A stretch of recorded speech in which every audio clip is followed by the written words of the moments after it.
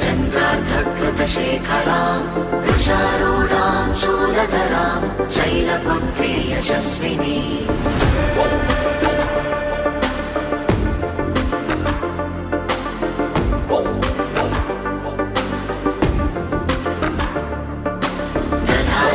दधानाकरपद्माभ्याम् अक्षमालाकमण्डलो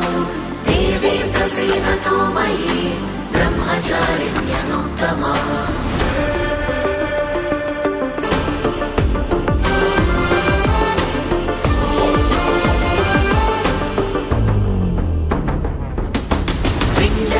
प्रवरारूढा